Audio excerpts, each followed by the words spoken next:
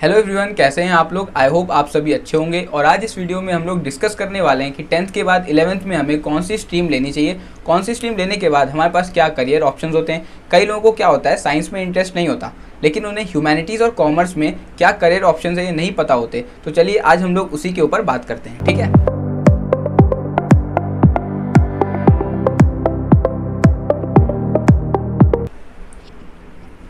तो सबसे पहले 10th में जो भी हमारे मार्क्स आते हैं, बोर्ड्स में जो भी परसेंटेज आते हैं, उसके हिसाब से हमें स्ट्रीम्स एलोकेट कर दी जाती हैं, स्ट्रीम्स दे दी जाती हैं। जिनके सबसे ज़्यादा मार्क्स आते हैं 90 के अराउंड जिनके आते हैं, उन्हें साइंस दे दी जाती है, उसके बाद कॉमर्स और उसके बाद ह्यूमैनिटीज़। तो जिनके मार्क्स ज़्यादा आते हैं वो लोग तो ऑप्ट कर सकते हैं कॉमर्स के लिए और ह्यूमैनिटीज़ के लिए, लेकिन जिनके कम आते हैं तो उन्हें ह्यूमैनिटीज़ मिल जाती है, लेकिन वो लोग साइंस के लिए ऑप्ट नहीं कर सकते, साइंस नहीं ले पाते। वैसे इंटरनल जो स्टूडेंट होते हैं जिन्होंने 10th उसी स्कूल से की होती है जिसमें वो 11th करना चाहते हैं, तो उनके लिए साइंस भी मिल जाती है। मेरे स्कूल में ऐसी कोई प्रॉब्लम नहीं थी। तो सबसे पहले करियर ऑप्शंस पे अब आ जाते हैं। तो सबसे पहला करियर ऑप्शन आपके लिए आता है डीयू में आप लोग कुछ कोर्सेज कर सकते हैं। अगर आपने 12th में ह्यूमैनिटीज़ लिए और 12th के बोर्ड्स में बहुत अच्छे परसेंटेज आए तो आप डेफिनेटली डीयू के लिए जा सकते हैं। डीयू में आप बीए ऑनर्स कर सकते हैं सोशियोलॉजी में, political science, multimedia and mass communication, humanities and social sciences में। अब मल्टीमीडिया एंड मास कम्युनिकेशन जो है और ह्यूमैनिटीज़ एंड सोशल साइंसेज, इसके लिए आपको डीयू जैट एक अलग से टेस्ट होता है, डीयू का जॉइंट एडमिशन टेस्ट, ये भी देना पड़ेगा। अब ये वाली जो स्ट्रीम है मल्टीमीडिया एंड मास कम्युनिकेशन, ये उन लोगों के लिए जो जर्नलिज्म में इंटरेस्ट रखते हैं। न्यूज़ रिपोर्टिंग से रिलेटेड जो भी आपके करियर ऑप्शन है वो आपको यही करनी चाहिए, मल्टीमीडिया एंड मास कम्युनिकेशन, ठीक है। नेक्स्ट है अप्लाइड साइकोलॉजी। आप बीए ऑनर्स कर सकते हैं अप्लाइड साइकोलॉजी में, और उसके बाद मास्टर्स करेंगे तो आप नेक्स्ट करियर ऑप्शन जो है हमारा साइकोलॉजिस्ट ये बन जाएंगे, ठीक है। साइकोलॉजिस्ट और साइकेट्रिस्ट में आप लोग कंफ्यूज मत होना। साइकेट्रिस्ट होते हैं मेडिकल डॉक्टर जो कि मेडिसिन के साथ ठीक करते हैं, मतलब अपने पेशेंट्स को मेडिसिन के साथ ठीक करते हैं। और जो साइकोलॉजिस्ट हैं वो एडवाइसेस देते हैं, आपकी काउंसलिंग करते हैं। और उन लोगों ने ह्यूमन साइकोलॉजी को अच्छे से स्टडी कर रखा होता है, उस पर रिसर्च कर रखी होती है, तो उन्हें पता होता है कि सॉल्यूशंस क्या होंगे प्रॉब्लम के, ठीक है। और इन एडवाइसेस के साइकोलॉजिस्ट चार्ज भी करते हैं। नेक्स्ट आ जाता है क्लैट। क्लैट एक नेशनल लेवल एग्जाम है, कॉमन लॉ एडमिशन टेस्ट, जिसको देने के बाद आप लॉयर बन सकते हैं। अगर आपकी अच्छी रैंक आई तो आपके एडमिशन होंगे एनएलयूज़ में, नेशनल लॉ यूनिवर्सिटी, ठीक है। ये गवर्नमेंट यूनिवर्सिटी है। और उसके बाद आपको 3 साल के बाद एलएलबी की डिग्री मिल जाएगी। नेक्स्ट आ जाता है जज। अगर आपको जज बनना है तब भी आपका यही रूट होने वाला है, क्योंकि जज बनने के लिए आपके पास एलएलबी या फिर एलएलएम की डिग्री होना ज़रूरी है।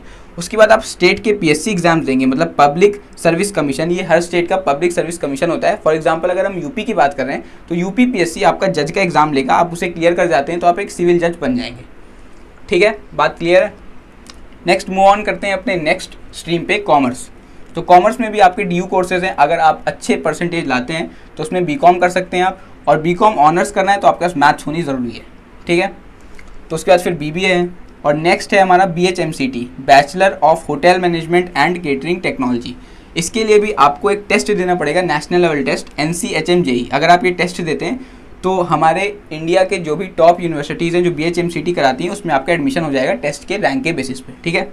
नेक्स्ट है एनडीए। अब कई लोगों को क्या लगता है कि अगर आपको एनडीए में जाना है, नेशनल डिफेंस एकेडमी, अगर आपको इसमें जाना है तो आपको साइंस लेना ज़रूरी होता है, लेकिन ऐसा नहीं है। जो कॉमर्स ले रखी है जिन लोगों ने वो भी कर सकते हैं, लेकिन उनके पास मैथ्स होनी ज़रूरी है।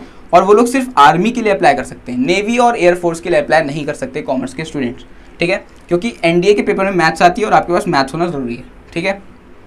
नेक्स्ट है सीए, चार्टर्ड अकाउंटेंट। ये एक ऐसा करियर ऑप्शन है जिसके लिए लोग कॉमर्स लेते हैं। अब सीए बनने के 3 लेवल हैं, 3 टेस्ट आपको देने पड़ते हैं। अगर आप तीनों क्वालिफाई कर जाएंगे तो आप सीए बन जाएंगे, चार्टर्ड अकाउंटेंट। अब सीए लेवल 1 होता है सीए फाउंडेशन, उसके बाद आपको टेस्ट देना पड़ता है सीए इंटरमीडिएट का, और उसके बाद आता है आपका 3 ईयर की प्रैक्टिस। आपको किसी भी कंपनी या फिर फर्म में जाके इस वाले लेवल 2 के एग्जाम के बाद आपको किसी कंपनी या फर्म में जाके प्रैक्टिस करनी पड़ती है 3 साल के लिए। उसके बाद आप फाइनल टेस्ट देंगे सीए फाइनल, जो कि मोस्ट डिफिकल्ट होता है। अगर आपने ये क्वालिफाई कर दिया तो फिर आप सीए बन जाएंगे, ठीक है। नेक्स्ट आ जाते हैं आप साइंस स्ट्रीम पे।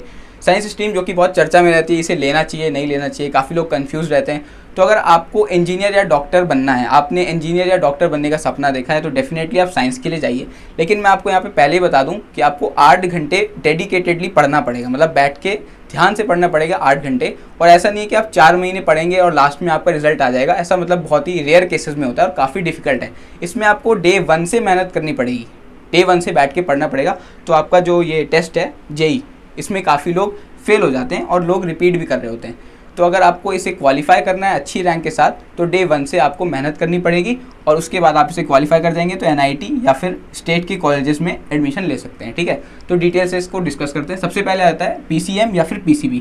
आप लोग PCMB चारों सब्जेक्ट भी ले सकते हैं, फिजिक्स, केमिस्ट्री, मैथ्स और बायो, या फिर PCM और PCB अलग अलग भी ले सकते हैं। ठीक है, तो PCM जो है इसमें आप BSc कर सकते हैं, BCA कर सकते हैं, और BSc आप लोग वही DU से कर सकते हैं। अगर आपके अच्छे आए बोर्ड में तो आप लोग BSc DU से कर सकते हैं। बाकी BCA है, अगर आप BCA करना चाहते हैं NIT से, जो कि सेंट्रल गवर्नमेंट की बहुत ही अच्छी यूनिवर्सिटी है, तो आपको एक टेस्ट देना पड़ेगा निमसेट का। अब ये निमसेट की रैंक के हिसाब से आपको NIT मिल जाएगा या फिर और कॉलेजेस। नेक्स्ट NDA आपके पास एक करियर ऑप्शन है। उसके बाद आप BTech, तो मोस्टली JEE देने के लिए लोग साइंस लेते हैं PCM, उन्हें क्योंकि BTech करना होता है और इंजीनियरिंग करनी होती है। तो आप BTech जो होता है वो भी JEE देने के बाद 2 उसकी स्टेजेस होते हैं, मेंस और एडवांस। अगर आप मेंस देंगे और मेंस में अच्छी रैंक आती है तो NIT, CFTI या स्टेट के कॉलेजेस। अब ये CFTI है सेंट्रली फंडेड टेक्निकल इंस्टीट्यूट्स, ठीक है, जिसकी फंडिंग सेंट्रल गवर्नमेंट करती है। उसके बाद आ जाते हैं एडवांस्ड पे। अगर आपने मेंस क्वालिफाई कर लिया, एक कट ऑफ आती है मेंस के बाद, अगर आपने वो कट ऑफ निकाल ली तो आप एडवांस के लिए क्वालिफाई कर जाएंगे और IIT के लिए एलिजिबल हो सकते हैं अगर आपने एडवांस की भी कट ऑफ निकाल ली। बात समझ में आई? मतलब पहले मेंस की कट ऑफ निकालिए आप लोग ताकि एडवांस दे पाएँ। एडवांस देने के बाद IIT में एडमिशन के लिए उसकी भी कट ऑफ निकलती है, तो अगर आप एडवांस को क्वालिफाई कर जाएंगे तो IIT में एडमिशन ले सकते हैं। ठीक है, PCB के कुछ करियर ऑप्शंस पे आ जाते हैं। तो आप BSc कर सकते हैं, अगेन वही DU से कर सकते हैं। उसके बाद कई लोग क्या करते हैं, उन्हें मेडिकल में जाना होता है, MBBS या BDS, इस तरीके की मेडिकल की डिग्रीज चाहिए, तो वो लोग देते हैं नीट, जो कि एक नेशनल लेवल टेस्ट है। नेशनल लेवल टेस्ट है मेडिकल के लिए। और नीट में अगर आपकी अच्छी रैंक आती है तो अगर आप लोगों ने सुना हो all India institute of medical sciences, AIIMS में अगर आपको जाना है तो बिल्कुल नीट देना पड़ेगा, अच्छी रैंक लानी पड़ेगी और एम्स में आप जा सकते हैं। ठीक है, नेक्स्ट यहाँ पे BHMCT जो है, इस पर मैंने स्टार मार्क कर रखा है और BCA पे भी स्टार मार्क कर रखा है। BCA होता है बैचलर ऑफ कंप्यूटर एप्लीकेशंस, ठीक है, और इन दोनों में स्टार इसलिए मार्क कर रखा है क्योंकि इसे ह्यूमैनिटीज़ के भी दे सकते हैं, साइंस के भी दे सकते हैं। BHMCT का जो टेस्ट है कोई भी ब्रांच हो आप दे सकते हैं। BCA के लिए भी कोई भी आपकी स्ट्रीम हो आप दे सकते हैं। ठीक है, तो इस वीडियो में इतना ही था। आई होप आप लोगों को ये सारे करियर ऑप्शंस क्लियर होंगे और अब आप लोग चूज़ कर पा रहे होंगे कि इनमें से आपको कौन सी स्ट्रीम चाहिए। फिर भी अगर स्ट्रीम से रिलेटेड आपको कोई भी डाउट है तो इंस्टाग्राम पे आप फॉलो कर सकते हैं @TBIT क्लासेस, और वहाँ पे हमें डायरेक्ट मैसेज कर सकते हैं, और नहीं तो आप अपना डाउट कमेंट में भी पूछ सकते हैं। मिलते हैं एक नेक्स्ट वीडियो में, बाय।